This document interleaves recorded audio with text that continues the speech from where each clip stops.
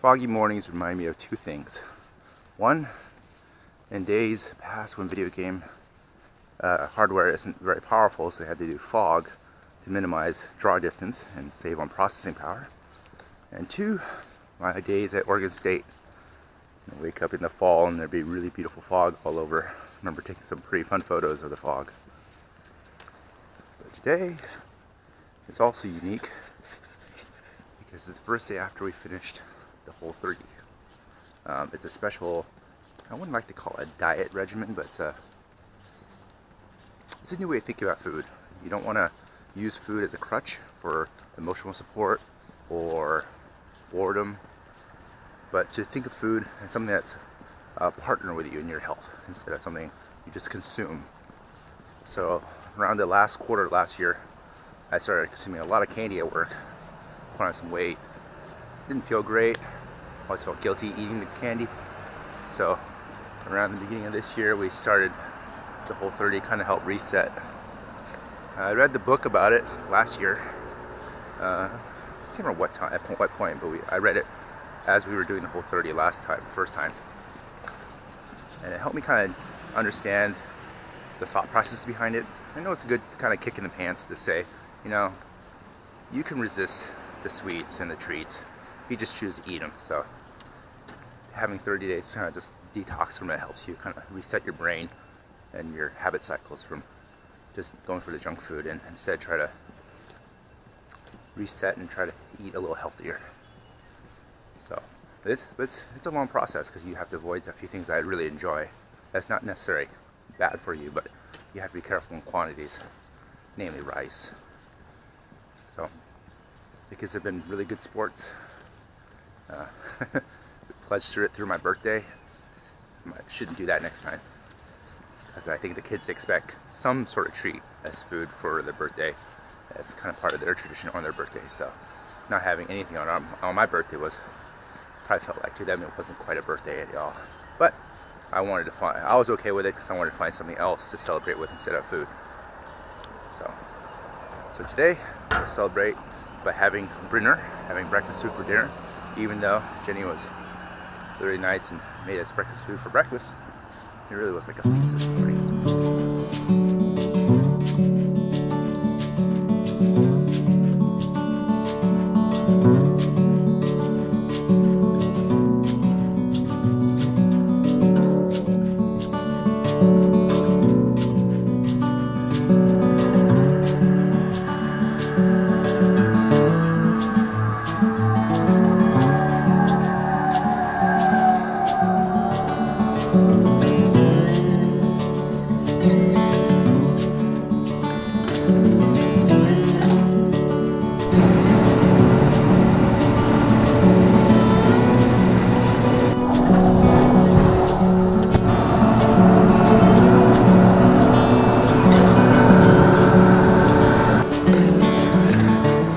Three things I won't take for granted after the Whole30. As much as I have to struggle with not eating food that's out in the open at Vernier, my kids have to do it every day too at school, and really have to feel ostracized a little bit because they can't eat what everyone else eats. But I think it's a good life lesson for them that they can be different and how to be strong regardless of it, and not be worried about what other people think or about fitting in. Number two, just for me, is I don't have to be tied to the junk food that's at the work. It's more of a mind game than a need. To recognize that I can go through 30 days without having any of it. If I could go longer, I don't need it. It helps kind of reset my brain. I'm pretty sure I lost a little weight and slimmed just a little bit down. Pants feel a little looser. But I'm hoping as I build up strength too, I can up my game in basketball, which is always a nice secondary goal for a lot of my wellness goals. Try to be a little better at basketball from here. Speaking of work, this is what it looks like in the fog. The thing I have to be most thankful for is my wife, who has to be the brunt of all the complaints, has to take on all the cooking, additional cooking and preparation. She really is kind of the rock that helps our family be healthy. I'm very thankful for all the effort, her thoughts and prayers and all the work that she put into the Whole30. Wouldn't have done it, be able to do it without her. So thanks, hon.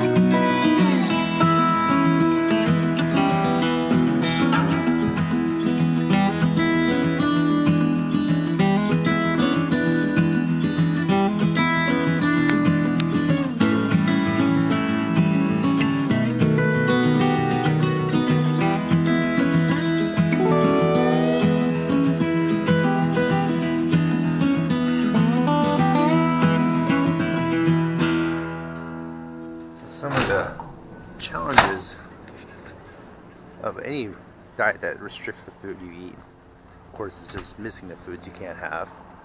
But I think it's a good thing overall, because it allows you to appreciate sometimes what you've missed, and also allows you to try new things. I think it's kind of neat to cook with different foods that I normally wouldn't try.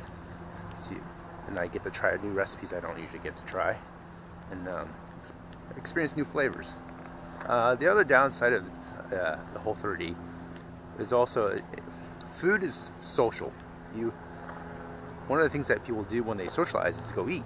So then if you're a restricted diet, you usually end up having to explain why you're not eating something, or you have to exclude yourself from certain events that you know that none of the foods could be on your diet. So I never liked that as much. So that changes that.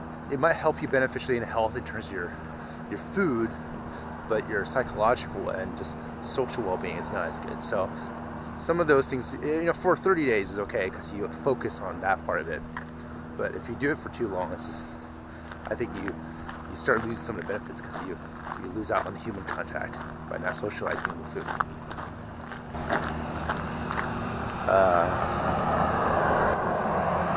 Would I do Whole30 again? Yeah, I probably would do it again.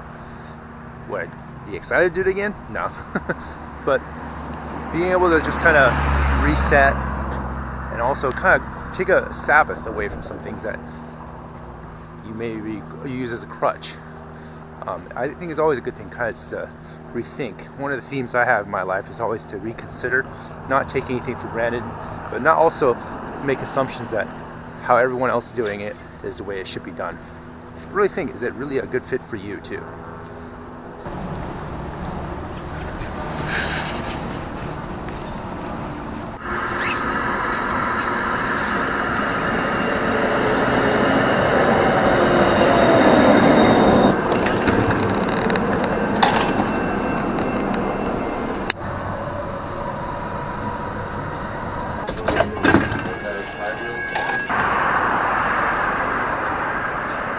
So along with the Whole30, one of the things I did too is trying to reduce my media intake.